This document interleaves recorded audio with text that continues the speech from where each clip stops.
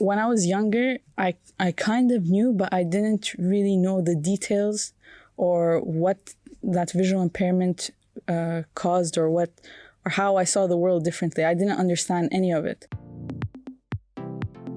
My name is Hissa Mannai and I live in Qatar. Hello, you guys, and welcome to another episode of Qatar in Quotes. I'm your host, Arya Sayadi, and I'm joined today with Thani, your co-host. And today we're joined by an amazing guest.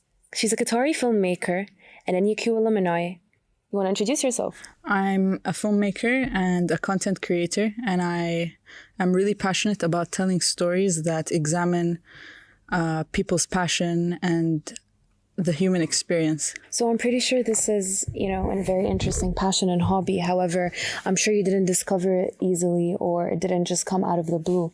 So what made you discover your passion for filmmaking? When I was younger, I was always passionate about films and movies. It was a big part of my life ever since I was a child. However, I was always confused as to what I wanted to do when I grew up. As a kid in school, people always come up to you and ask you, oh, what do you want to be when you get older? Or what do you want to study when you're looking for a university?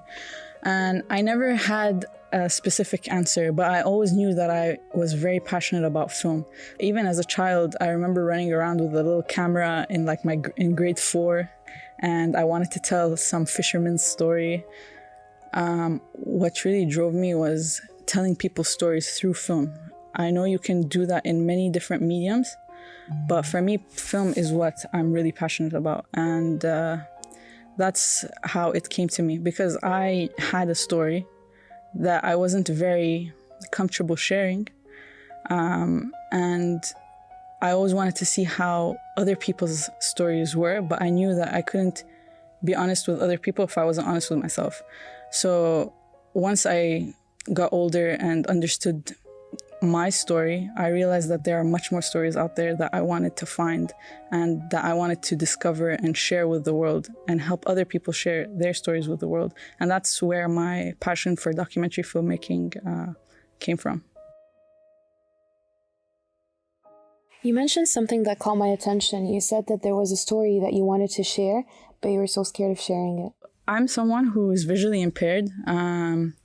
And I have limited sight, and over the years, my vision has gotten worse. When I was younger, I kind of knew, but I didn't really know the details or what that visual impairment caused or how I saw the world differently. I didn't understand any of it.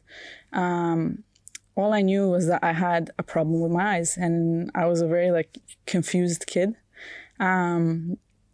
And I never really understood it. And even during my time at university, I did not know how to explain it to anyone. It felt like all these years like it's been a secret. Some people knew it, but they didn't understand it. And I never got to share the details of it. And even if I did share the details of it, I wouldn't know how. It really took me a lot of time to really get comfortable with it. Growing up, it felt like it was an issue. But I realize now that it's just a part of me and it's just something that makes me who I am. And I'm very comfortable with that. And I will proudly share that with anyone. But it took a long time for me to really understand it. It made me think at a very young age, this is something that I'm dealing with. I wonder what other people are dealing with. Do they have something that's there that they're hiding? Do they have an issue that they really can't talk about? Do they have an issue that they think others might not understand? Are they afraid of being misunderstood? And it really drove me and created this passion for filmmaking where I want to examine a real human experience, a real connection.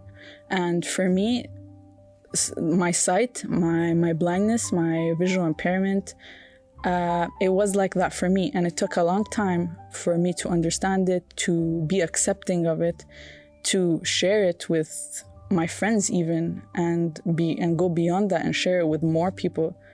I used to not even talk about it, and now it's like on social media, like it's on my bio, like visually impaired filmmaker or one-eyed filmmaker. For me, it's an invisible disability. You can't really see it. And if I didn't tell you, you wouldn't know it. But I will proudly say it because it's a part of me and it shapes everything that I do in my life. And it's a part of me. And that's why I think it's important to examine the human experience. This is why I think it's important for people to speak up and just be true to themselves. So I'm really curious about something. Was NUQ your first choice of, university?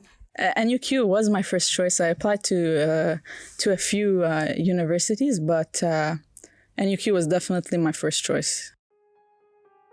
In NUQ, did you experience any instance with a professor that was uncomfortable or just memorable or just all in all funny? A story that really comes to mind straight away. And it was back when I was taking acting class with Professor Anne Woodworth. And credit to Anne, she was an amazing professor. And I had a lot of trouble in her class because I was going through a lot. And it was very hard for me to step out of my own shoes and just be there, just be present in the class. And she really taught me the importance of being present in the class. And one way she did that was we were playing a game and it was like an exercise of like trust. And we were all standing in a circle, and she does this, I think, with all her classes. So we were standing in a circle and she gave us a ball, like a tennis ball to throw around. And basically, if I was looking at you, I'd say Arya, and I'd throw the ball to you. And you would do that with another person in the class. And then she would up the stakes and the ball would turn into a pen. So she would give us a pen and we'd throw it around. During the game, no one really threw anything towards me because they know that I can't really tell or judge distance very well and that I had a problem with depth perception. So I think I caught the ball and then I threw it, but I had a bad throw. So after that, nobody threw the pen at me, nothing. And then she changed it and she gave them a raw egg.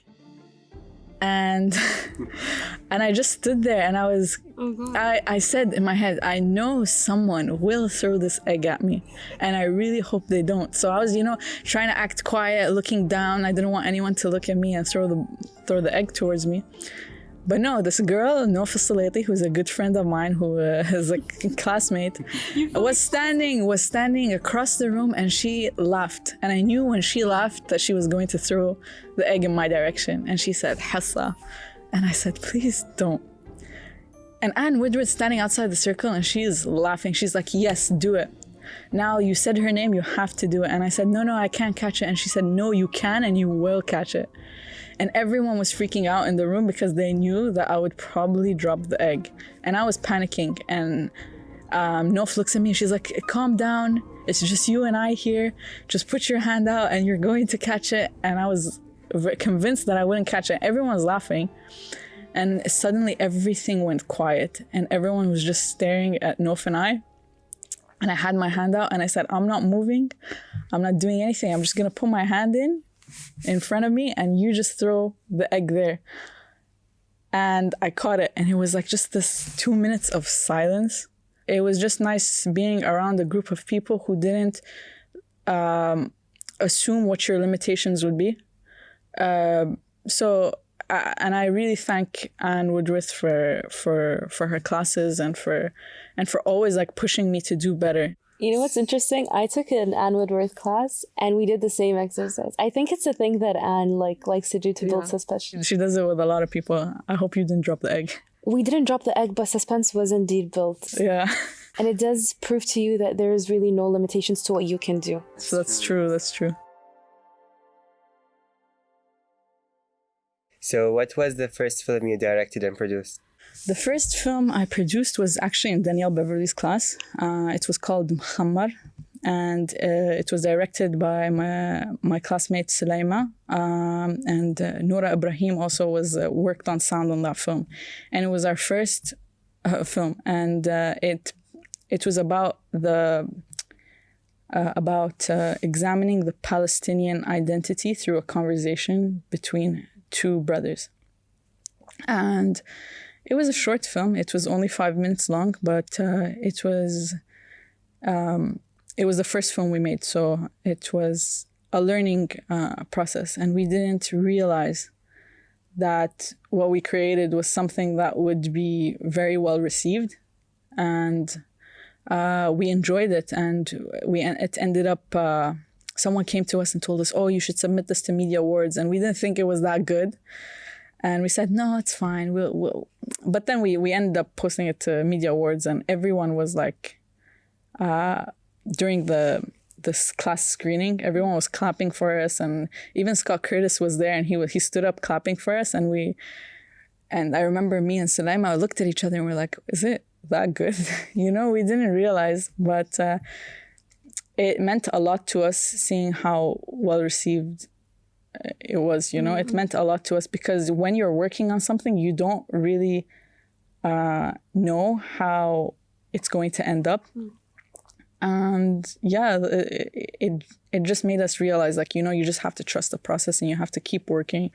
And when the time comes, hopefully people enjoy it. It's really funny that it's the projects that we work so hard on and invest so much time in, we sort of contemplate them, and we feel really hesitant towards the projects that we work on. We feel like they're never good enough. And we sort of wait for others, acceptance and applause in a sense. What upcoming projects do you have? I just finished a short film that I did on my own. There's like no funding. It's called Beyond Broken Walls. And it's about an artist's internal struggle. I don't want to say much about it. It's another short film that I did with no budget, no crew, no one. Would you like to tell the listeners where is documentary going to be premiered, aired? I'm still deciding, but we just finished it, and I have another project that I'm also working on, and that one is more of a passion project for me. It's something that is extremely important to me, and it's a story it's a video about blindness and visual impairment, and that is a topic that's extremely important to me. And I wanted to look at it from a different perspective. And it's about, I don't want to say too much because I want the film to speak for itself. You're being so secretive. Yeah, extremely. And I'm working on it, and hopefully I'll be done with it soon. So we'll see where that film takes us. So there are many renowned Qatari filmmakers, AJ Thani, Hind Fakhru, Amal Al-Maftah, and many other Qatari filmmakers. How do you want to be known? How do you want to leave your heritage and your mark in Qatar and in general to just Arab women? First of all, credit to AJ, Hind, and Amal. They're amazing filmmakers, and they're all different in their own special way. And AJ actually and Amal are good friends of mine, and I'm always very supportive of, the projects that they create. Whenever I see them, I always feel happy, to see the stories that they come up with, and I'm proud of the work that they are doing. I think all of us are different. For me, personally, everything that shapes me plays a huge role in the films that I create. They're the reason I pursue certain stories. They're the reason that I want to tell stories in a different perspective. And I know that, let's say, if I wasn't visually impaired, the stories I'd be telling would be very different. That is very true. And for me, that's a plus, For a long time as a kid, I thought that maybe this would be a hindrance, but it's not. I am very comfortable with it. I'm very comfortable with the way that I see the world, even if it's limited. And it really shapes the stories that I go after, the stories that I want to tell. So Hissa, can you see yourself as anything other than a filmmaker or content creator? Honestly, I think anyone, if they set their mind to it and if they're interested in something enough, that they should pursue what they want to pursue. If you told me that I couldn't do film, of course I'll be upset about that. But I'm sure that if I were to like take up a new hobby or take up a new job or take up a new activity, I think, you know, I would try my best to do it well. I don't particularly know what it would be. I'm sure I could figure things out. I just need to learn different things because I'm really passionate about learning new things. And if I like it enough, I'm sure I could pursue it. So what advice would you give young Qatari filmmakers, female filmmakers, let's focus on the women, who want to pursue filmmaking or graphic design? What advice would you give them if they're being indecisive due to their societal norms? What I would tell them is, you know, there's a lot of people who don't leave their comfort zone, or they conform to societal like norms, you know, to live a life that society approves of, you know. If you are passionate about something, go out and do it. Because at the end of the road, and there's an end of the road for everyone, when you reach that end of the road, you don't want to look back and say, all I did was what people expected me to do, and I did not pursue what I wanted to do. Honestly, Hissa, this has been a very interesting episode. That's true. You just introduced all our listeners to a new and different way to engage with filmmaking and how there are different stories that ought to be told and ought to be listened to. Thank you everyone for listening to today's episode. Yeah, thank you everybody. We hope to see you in future episodes. We really hope you enjoyed it. Stay tuned.